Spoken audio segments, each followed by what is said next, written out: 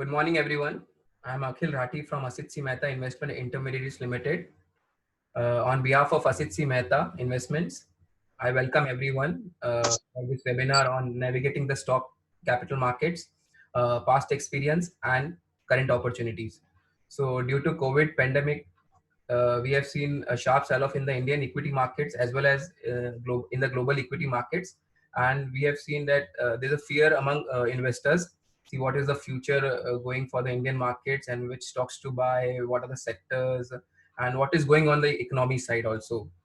So today we have a special webinar and we have two special guests on this, Mrs. Deena Mehta and Dr. Vikas Gupta. So they both will discuss about the past experience of the capital markets as well as the current opportunities in the market. So just wanted to introduce both the speakers. Mrs. Deena Mehta, she's the ex-president of Bombay Stock Exchange. Qualification is chartered accountant and managing director of Asit C. Mehta Group of Companies.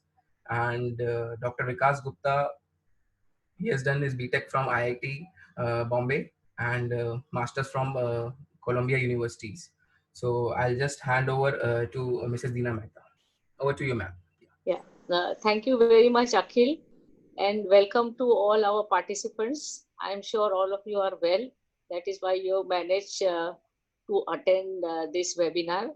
Of course, times are tough all around. There is a lot of sadness. There is what if, when. Lot of questions are floating in our minds. And in such a time, the stock markets have remained open. They have continued to provide liquidity to all the citizens, not only in India, all over the world. So this is something very unique about the stock markets, and that is stock markets never close. There are, of course, various reasons why stock markets don't close. But today, our topic is to understand how such kind of excessive falls have happened in the market. Why did the fall happen? How fast did the markets recover in the short run and as well as in the long run? And are there any lessons for all of us from what has happened in the past? Of course, the dynamics of market are very different. If you look at pre-Harshad Mehta days, I am not starting with the 84, 85 falls which happened in the market. So pre-Harshad Mehta days, we had one exchange and several regional exchanges with a turnover of hardly 200 crores. During Harshad Mehta time, we had a turnover of something like 600 crores per day. And today we have turnovers in the range of 3 lakh plus crores a day. So the participants have changed, the dynamics have changed, and the scale of operations have changed. So can we say that can we understand that there is a link with the past? And when I analyze the data and what interactions I have had with investors across my 35-year journey in the markets, I definitely see a method in this entire madness which is going on around us. If we start with the Harshad Mehta scam, which was one of the major falls which happened in the market, which was in April 92, we saw a 56% erosion in the index, which fell from 4545 to 1980. That was the first major fall that we witnessed in the 90s today. And this big fall of 56% was recovered in about 7 months' time. There was a 63%, means majority of the fall which was there had recovered within a 7 months' time.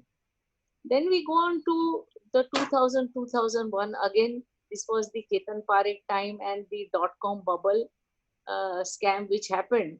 And again, market eroded by 58%, where the index fell from 6150 to a low of 2594. And this entire fall recovered. It took the longest to recover, because if we see the short term recovery which is there, it was as high as 23 months. So the 2000 2001 fall was one of the deepest ones, and also it took a lot of time to recover. Of course, 2000 2001 is a very unique period in the history of Indian stock markets, because that was the time when SEBI came out with a lot of laws and regulations. We had the depository system going. We had the insider trading regulations which came. We had the DIP guidelines which were changed for IPOs.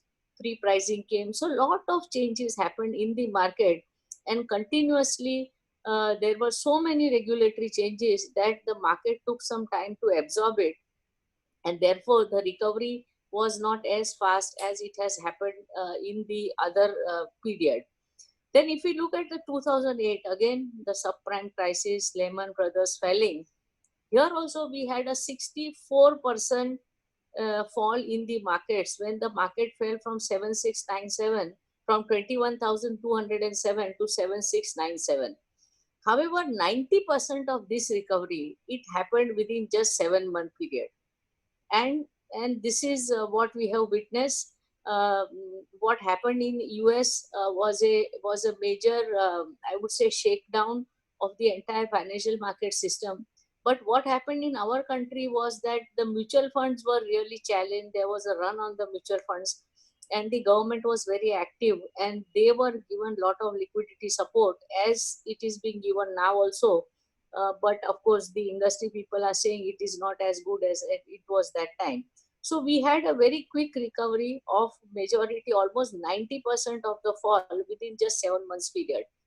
Then we look at the 2011, which is the European debt crisis, where markets fell from 20,665 to 15,136, and about 30% downfall was there. And that also recovered almost 28% within 11 months' time. And then we look at the present crisis. The present crisis is a 39% fall. That means it is not as deep as it was in the earlier periods, where you had 64% in 2008 crisis, and 58 and 56% in 2001 and 90 to 93. So in 2020, we have seen an index fall from 42,274, the Sensex, to 25,981, which is roughly about 40% fall which has happened. And 30% of this fall, that means from 25,981, the index has recovered by 30%. So of the 39% fall which was there, from the bottom level, we have seen the 30% recovery, which has happened in just one month's time. And we have an index of 33,717. Now, why does index behave like this? When we see all around, everybody is talking about gloom and doom, and we are not going to see economy is doing very badly. How the government will bear the cost of reviving the economy? So much money is being paid. Does the government have the money? What is going to be our the deficit? Are we going to shoot our deficit? All these kinds of questions of gloom and doom are seen on all around us. So why did the market recover so quickly? And my theory is very simple, that there is a collective wisdom which operates in the entire market. People do see that yes, coronavirus is there, but markets are all about future. It is a perception versus reality game that continuously goes on in the market. So the perceptions and markets, again, what I have seen in the past also, that markets tend to overreact always. If there is a, in Gujarati, there is a very popular saying that instead of a speck of dirt, Raj no Gaj kari dido, means you have made it into a mountain. The thing was so small, we made it into a mountain. Of course, coronavirus is not something which can be ignored, but but the kind of reaction that we got with the 40% fall which happened in the market really panicked, and we saw this huge kind of fall, and then people began to realize ki, yes, economic slowdown has been there, government is trying to help, but what is the future going to be? So perceptions are slowly changing. People are not thinking that this is the end of our economy, or this is the end of things. People are looking at hopeful stories all around us. And let me tell you that stock markets are only for optimists. You have to be an optimist if you want to be part of the stock market. It is always the bulls. If I have seen in my 35-year career, I can recall so many bulls who have been very very successful in the market.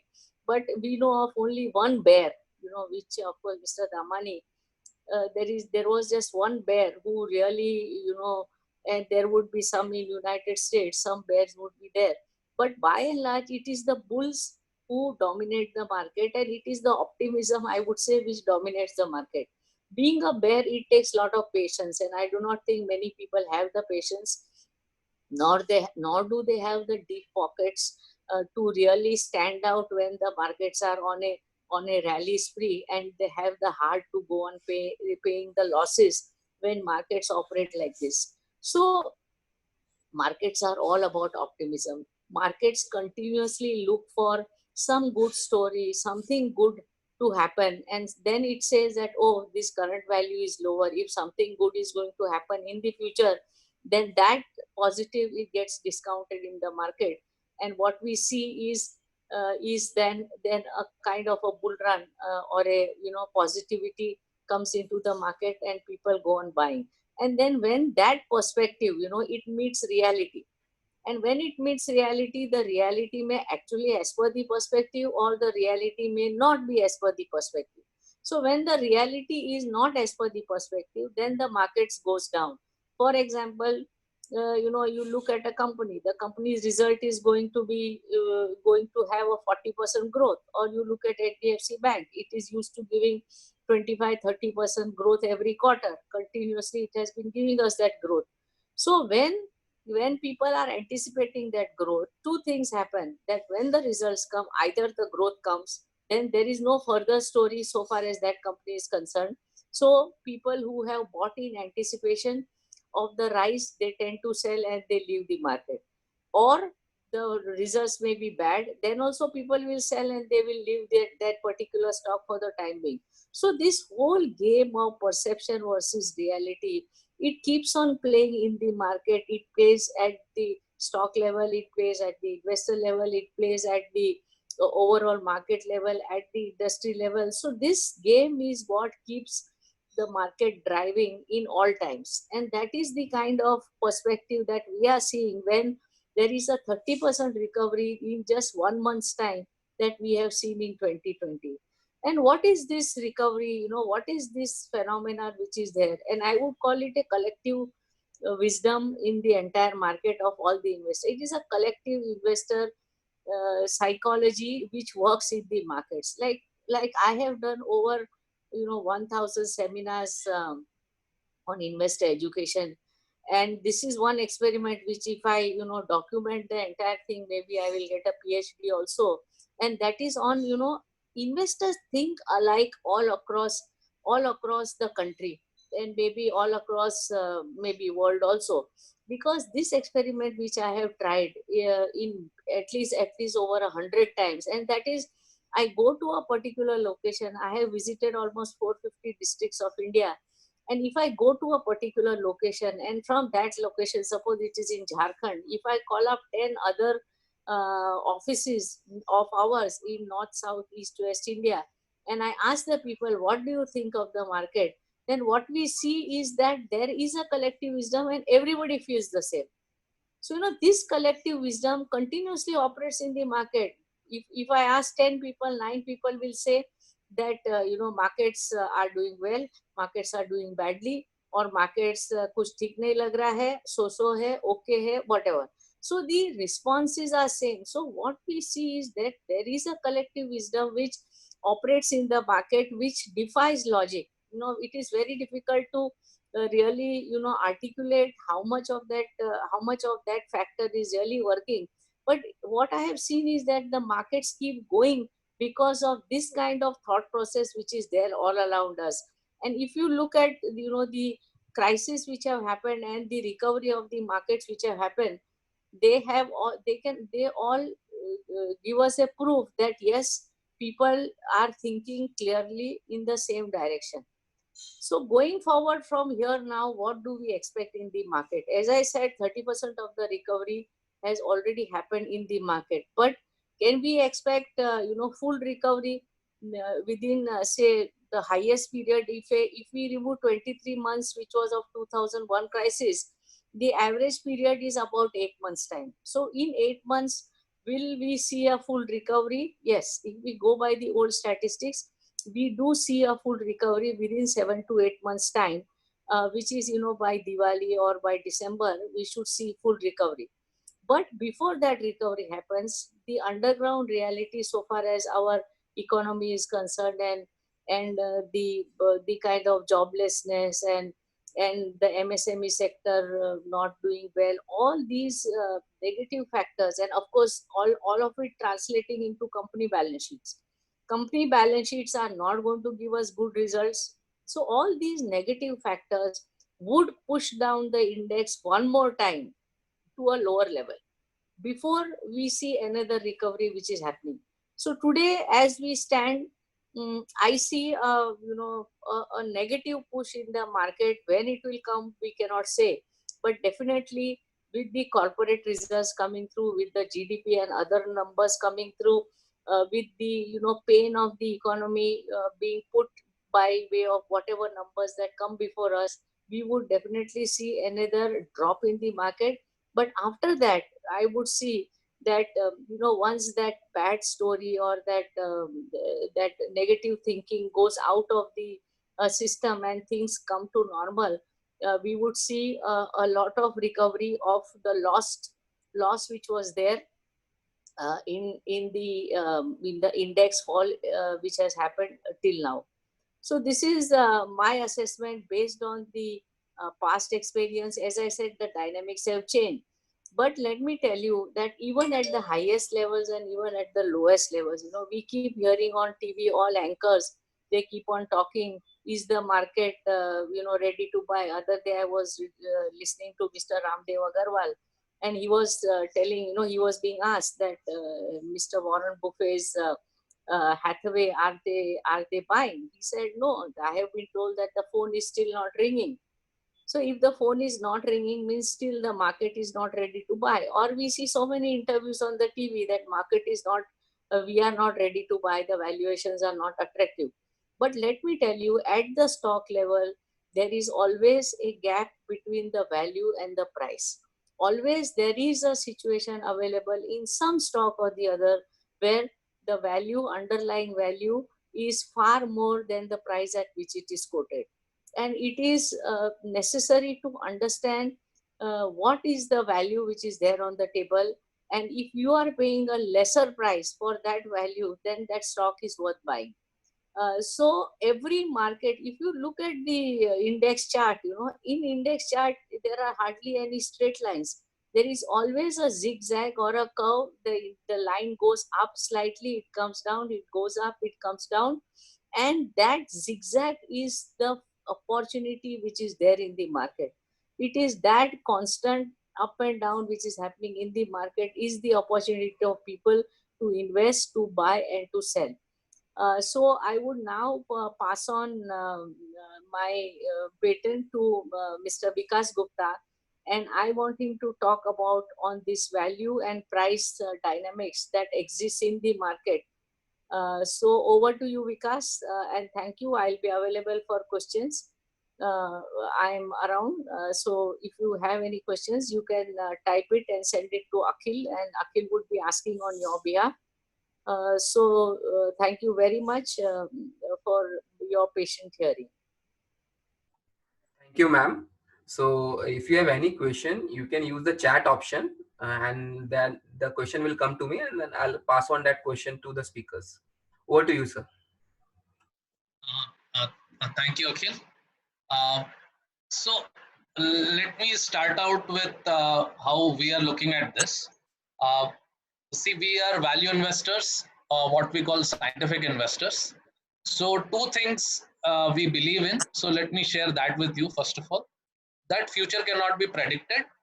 And number two, so you have to decide based on what you know, and you have to decide based on a number of future scenarios. So future cannot be predicted. And secondly, a second most important belief in the market. So this is what you might not share it, but let me give it out to you.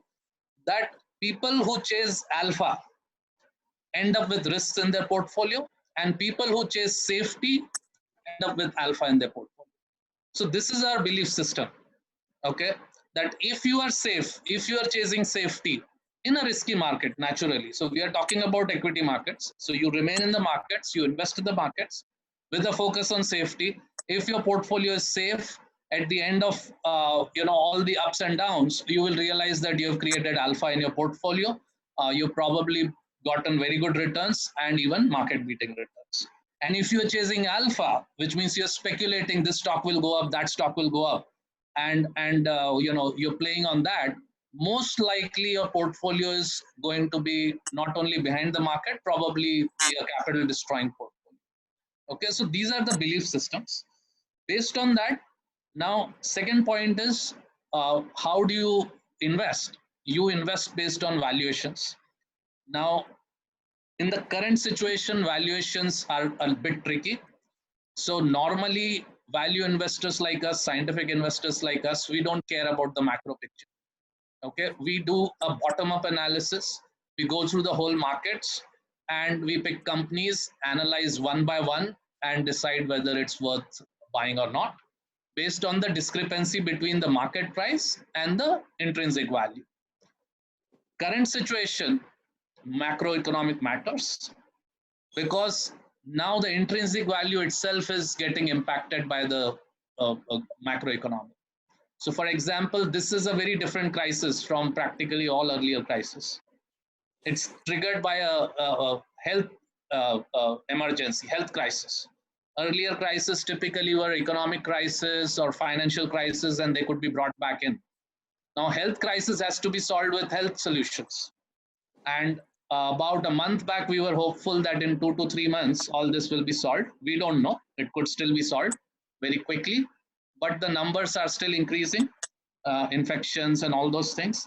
And there are at least 100 plus vaccines across the world which are under research, at least 100 plus cures which are across the world which are under research, and any number of treatment things like rapid testing and etc. is being used. So the wherewithal of the global research, pharma research is on the job. All the governments are after it. But the fact is, if you see country by country, there are all kinds of numbers. Some are controlling better, some are not controlling. We would think that we are,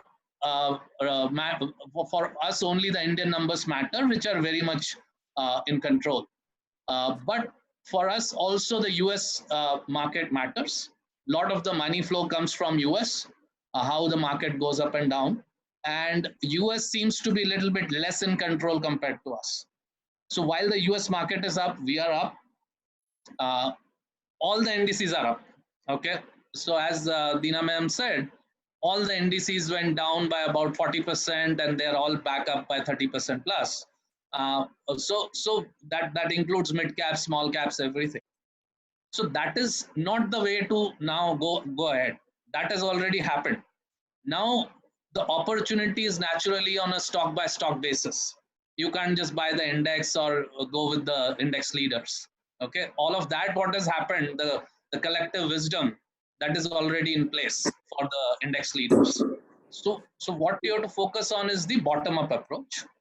And in the bottom up approach, as I mentioned, the trigger is the health crisis. Health crisis is creating a situation where whether the government forces the lockdown or people have to, for their own health concern, not participate as much in the economy. So that will trigger, if you're not participating, if you're not working, naturally, the revenues, your personal income is going to be hit. So that is going to impact the GDP or the economy. With that economy getting hit, the inter-party cash flows from one company to another, which is a typical economy, right? You buy and sell from each other, and that is getting hit. That the receivables and payables are, the cash flows are getting hit, because of which naturally the financials are getting hit, the financial companies and the finances of several non-financial companies. So now when it comes to the financial companies and cash flows and all, of course the RBI and government can do something about it, and they are doing, or the Fed, etc. So that is going on. And then the final impact is on the markets, equity markets. So what we need to worry about is there are some permanent shifts For example, very simple example is travel tourism. If the airlines are going to be shut down and for a longer period of time they're going to be utilized less, naturally the revenues are much lower, and the opportunity which earlier used to exist and the intrinsic value of those companies are now permanently different. Okay, so that is something you have to keep in mind, that there could be a situation now where things going back to normal is not back to normal. There could be a slightly different normal in future. Okay, so just like when the 1993 bomb blasts or the 9/11 attacks etc happened, post that we went to a high security kind of a environment. Before that you could just walk into the airport and take a flight. Post that the security checks became extremely stringent and it would take hours to go through that. So same way, it's possible that going forward, the lifestyles have changed permanently on certain aspects when you go into public. So all of that will evolve. We don't want to speculate right now on that. But I just want to point out that any public presence, which includes travel, tourism, and all kinds of entertainment and recreation, including consumption. So going to malls, going to multiplexes, going to the uh, amusement parks, etc. Uh, those things are going to be hit for a significant amount of time till the procedures, protocols to safeguard everyone in the health scenario are taken care of. And even then, the kind of revenues to be generated from a typical capital investment might be permanently reduced. So just think of a restaurant. If everyone has to keep social distancing in a restaurant, the number of people sitting at any given point of time during lunch hour significantly reduces. So that increases the cost of operating the restaurant, that increases the cost of capital investments of the restaurant. So certain economics of certain companies are going to permanently change. So when you want to have a portfolio approach, you have to keep these kind of macro impacts in mind. Second macro impact is possible. We don't know whether that is permanent, but we do think it's likely that shift towards that direction will be there, which is everything is now centered around the home. Okay, so everything is now it's life from home. Earlier it used to be significantly centered around the workplace.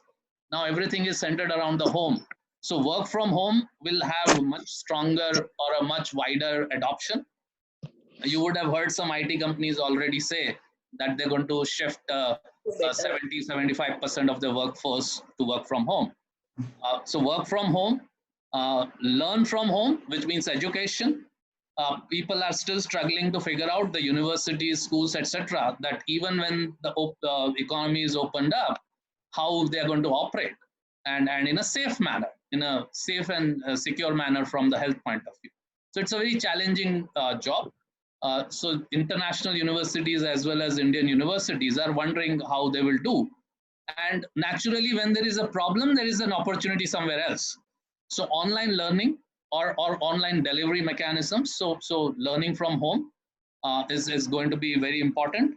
As I mentioned, travel, tourism, recreation, entertainment, all of that, again, that is shifting to entertainment from home or play from home, you could call it. And it's seen in the numbers, the online deliveries of number of OTT platforms is significantly increased. Not 30-40%, probably in triple digits for online shopping from home. That has increased significantly worldwide. We are talking triple digits, 300%, 250% kind of growth. Of course, that's just for the month of April, but that's the kind of growth some businesses are seeing. So there are these problems and opportunities. You just keep that in the back of mind. That is not how I am suggesting that you start buying or selling things. Just keep that in mind, that those kind of trends are impacting the intrinsic values, the permanent revenues and cash flows of the companies you might be looking at. Okay.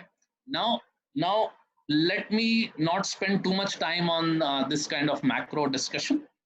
I'll go to how you have to now create your own portfolio or how you have to look at things. So again, one more thing I want to point out here, that people say, oh, everything looks very risky. It might go up, it might go down. I will stay out. So I will not do equities. Great. Congratulations. Don't do equities. So I will go and do fixed income. Okay. We know what is happening in fixed income. So when you go to fixed income, then people say, oh, fixed income, now I am not happy with what the government bonds are giving me. I want something more. And when you want something more and you want, because you are risk averse, you are in fixed income, you actually end up taking a huge amount of risk where your upside is capped by 1 or 2 or 3% extra returns above the risk free rate or above the FD rate or government rates. But your downside is fully open. And it's not only that you could lose capital, you could also lose liquidity. So you all are aware of what is happening there. So I would suggest that it's better that you are in equity markets if you can take the risk. Your risk capital should not be going anywhere else today.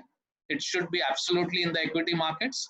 Everyone likes to talk about hindsight, that in the dot-com burst, I bought so much, and if I had bought, I would have so much wealth.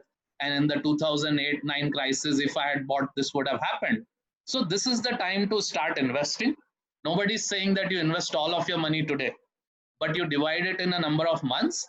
As Dina Men said, it's about 8 months is the average time. So you divide it into 5 or 6 chunks and deploy continuously. And while doing continuously, what are you looking for? So let me now come to what do you look for.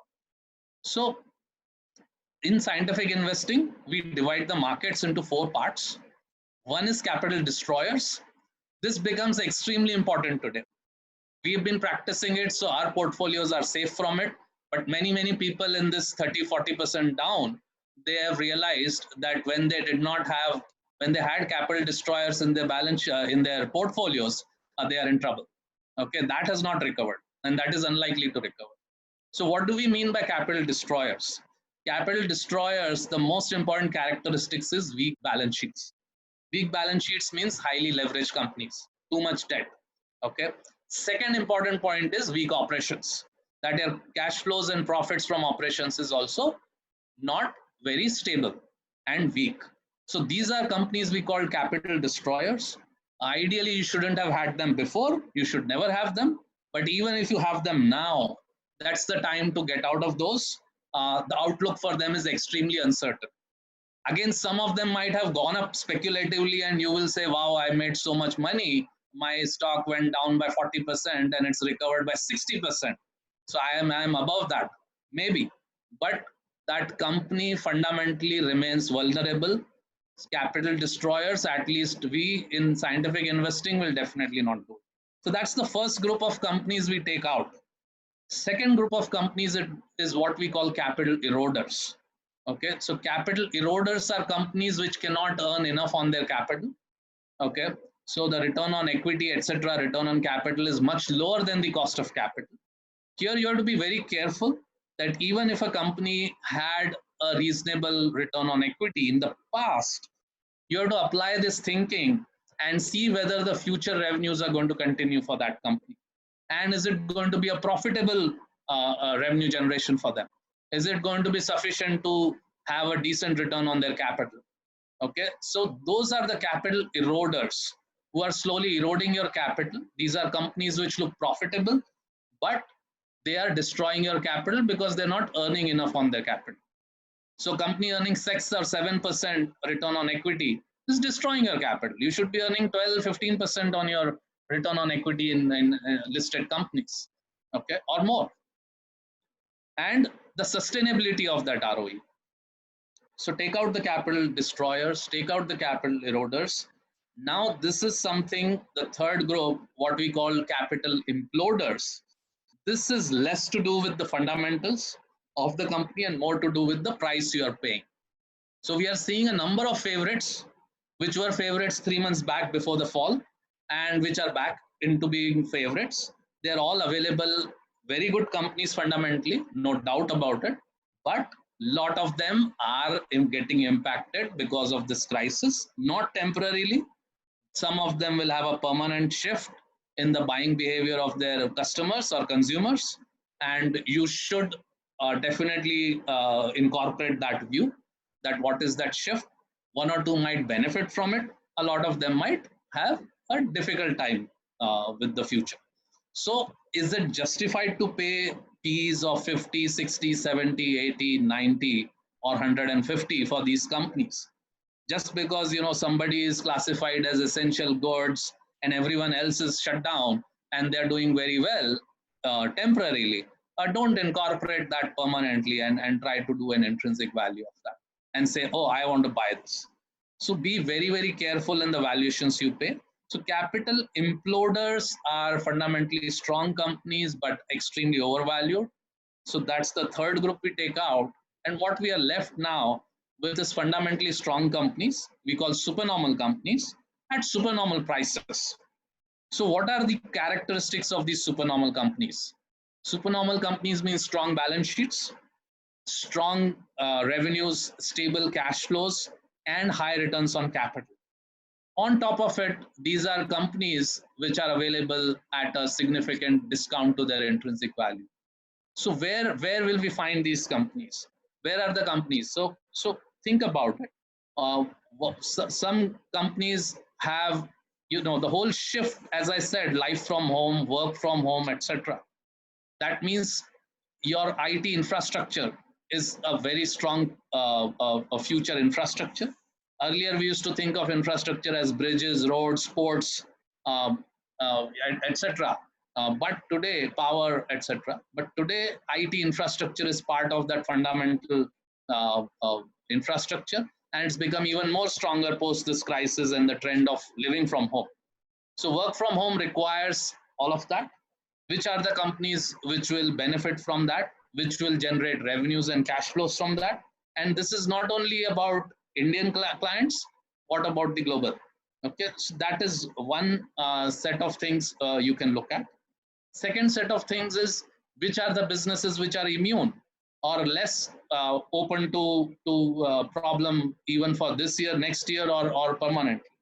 So there are a number of companies which are dependent on more institutional sectors, institutional clients.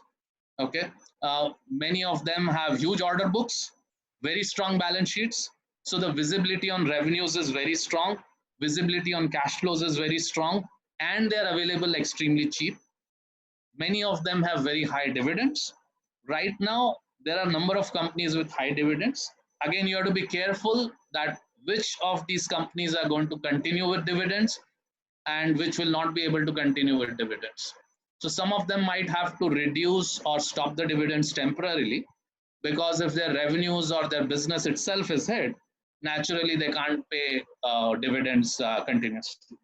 But if the companies have an order book, if they are going to continue operating even during a lockdown, even during a crisis, because their customers and clients are not knocking at their door and opening a retail store and asking for something, if that's the kind of client they have, which is immune to this situation, then the revenues and cash flows continue, and chances are that the dividends are maintained. So number of companies have dividends more than 4 to 5%, and you can some as high as 7 or 8%, and you can look at those kind of companies where the balance sheet is strong. Don't chase dividends. Again, let me point out, don't chase double-digit dividends or anything. Look at whether the balance sheet is strong, there is enough cash on the books, and that the business still generates revenues even probably during a lockdown or just after a lockdown. Okay, even so these are the broad criteria I would like to give out, that there are a number of opportunities. We think at least 50-60 companies are available in the Nifty 500 kind of a universe, and you could go to smaller companies, and there are a number of very strong companies there as well. So normally, yes, stay away from small companies if you don't know how to analyze. But if you know how to analyze, then even beyond the top 500 companies, you would have opportunities. But there are enough opportunities even in the top 50 companies, top 100 companies, top 300 companies, etc. So more about balance sheet analysis, business analysis, thinking about the future, and so on. So I think I'll stop now. I have given a broad overview. Now Akhil can take over and we can address whatever questions are there. Thank you, sir. So we have some questions from the participants. So I'll just give the questions here.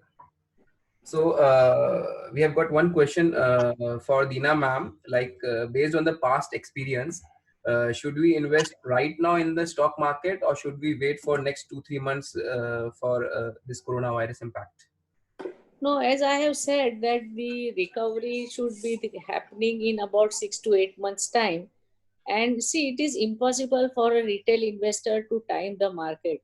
When the market, will show a dip and how soon it will recover, you will never have the opportunity to actually buy at the bottom. So, as Vikas has suggested that a constant study of the stocks as to what is the difference between value and price, and using scientific methods, which we have been offering in our stock baskets as well as in our PMS services and advisory services.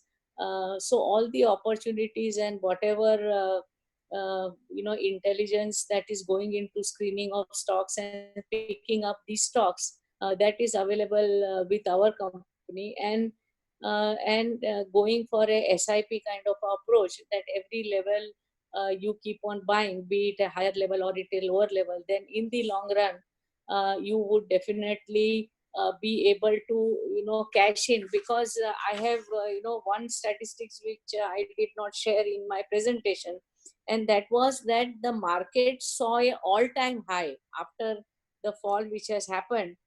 It is between anything between 15 to 24 months. So say 2 years down the line, if we have invested now, then we will see a much bigger high, where the appreciation has been in the range of 174%, 141%, 134%. So much higher highs have been seen post these crises that we see. So anything, normally we look at a 3-year horizon, which we call as a long-term investment.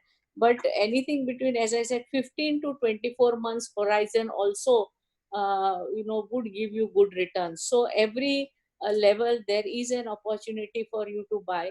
And I would suggest that, enough advisory is being given by our company.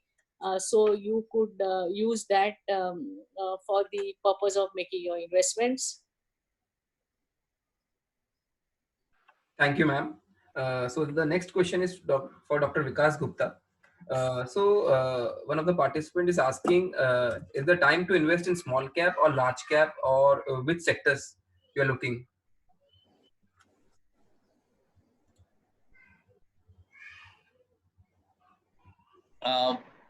Yeah, so sectors I kind of indicated.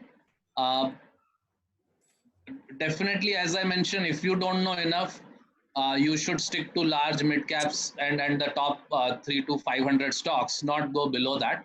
Okay, that is number one.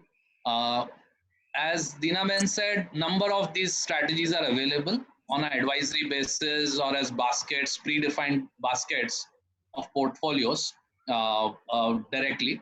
And so you can just ask your and just buy the whole portfolio and on a SIP basis, which means deploy monthly. But given that there are a number of companies we have in our portfolio, which are either defense companies, some are related to the railway industry, some are related to the power sector, some are related to the IT sector, and so on. So these are some of the sectors we have in our portfolio, uh, but I cannot give out names or specifics right now.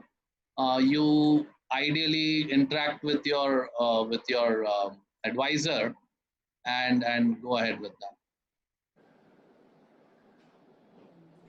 Thank you, sir. So the next question is for ma'am.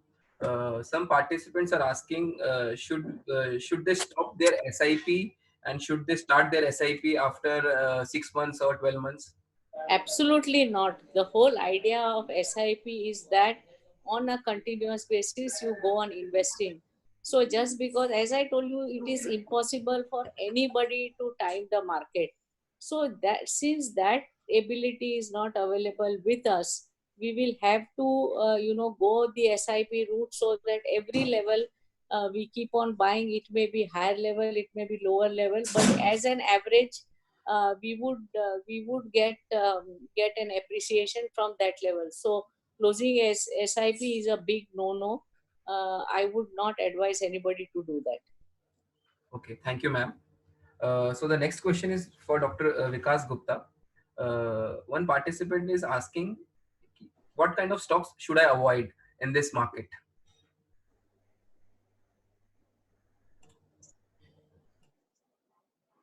Yeah, good question. What you can avoid, I would say that if you do not understand balance sheet analysis, if you do not understand how to analyze a bank or an NBFC, just stay away from the financials. Okay, let me give that one simple blanket statement. I am not advising on any specific sector, but one sector to stay away if you do not understand. I'm not saying it for someone who understands, maybe it's a good place to be. If you don't understand, just because dividend yield is so much or the stock price has gone down so much, and this company, I don't think this company will go out of business, so I'll just buy a lot of it. Please stay away from financials, number one. And if you want one sector where you can not analyze too much and it will be okay, I'm not saying there'll be some amazing performance immediately, but you are safe is the IT sector. So stay away from finances. You can look at IT is one thing, very simply. On If you know something, wherever debt to equity is high, please stay away from all the sectors where debt to equity is high. Okay.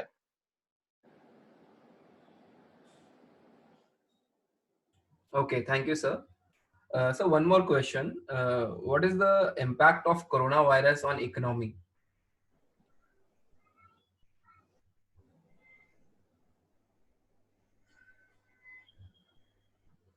Vikas, sir? Actually, yeah, I will take that question. I don't know, because Yes, ma'am, continue. Yeah. yeah, you see, the impact on economy is going to definitely be there, because government is people are not working, people are not buying things. So many people are jobless. The MSME sector is likely to have lot of people who will be unable to rise up and really start the business again, because at least I know 3-4 companies who are having receivables. They are not able to get the money, they are not able to pay the salaries. And if they cannot pay the salaries, obviously they will pull on for maybe a month or two and then close down. The migrant labor which has gone all over the country, now they are going back to their villages. How soon they will come back and they will start working? So the entire machinery has come to a halt. You have a machine which is continuously producing whatever, and suddenly the machine does not have oil, machine does not have operator, and then you have to search everybody, put everyone in place, and then start the machine. The same thing is going to happen for the economy. So it is going to be a slow start. But on the other side also, yesterday I was watching the Ministry of Health. Every day at 4 o'clock, the Ministry of Health holds a press conference, and they were talking about having the masks, having the medicines or the ventilators, and huge numbers in crores are going to be manufactured first time in India. See, all these things were imported earlier, but in crores they are going to manufacture so at least 4 crore masks are being manufactured. So everything, those PP, raincoat like things which they are wearing, some couple of crores, 2 crores, they are being manufactured. So everything is getting manufactured in India, and lot of companies have accepted the challenge and they are doing it. So on one side, so it is going to be a new normal, as we say. It is not business as usual. Which businesses will do well? we don't know. Like in stockbroking, what we have seen is the markets were open, and we are also surprised at the kind of disaster management that we were able to do, and the amount of shift that has happened in online trading. So those stockbrokers who are having online trading would do very well, but those who don't have, they would face challenges. So every sector there is going to be a new normal. People have to become stronger after this crisis and not weaken. And people who don't become strong, they will be wiped out. So it is a scenario where the men and the boys will be separated. And so all these things are going to play out in the next 3 to 6 months time. And that is going to impact our GDP numbers, that is going to impact our employment number, that is going to impact our tax collections. So everywhere there will be definitely impact, which will take some time for things to be corrected. But as I said, markets always are looking way forward. So this negative impact which I talked about, that will be factored into the market in the short run. And then once we start seeing things on a longer term vision, we will see positives happening in the markets. Okay, thank you, ma'am. So we are done with Q&A session. So concluding remarks from Dina, ma'am. Yeah. Yeah, I thank everybody. Please stay safe. And as I said, new norm is we are all going to follow social distancing. We are all going to wear masks. Wherever we start working, we go out, we go to meet people. So these are going to be the new norms which are going to happen around us. And let us adjust ourselves, and as whatever time has been lost, I think individually each of us should try to make up for their time. If we were working 8 hours a day, post opening up we should work 10 hours a day and make up for all the lost productivity.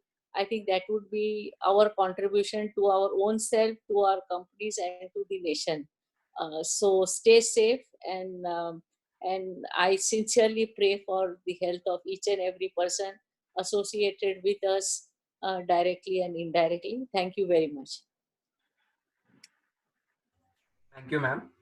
So on behalf of Asit C. Mehta Investment Intermediaries Limited, we thank you everyone for joining on this Zoom call. Thank you, everyone.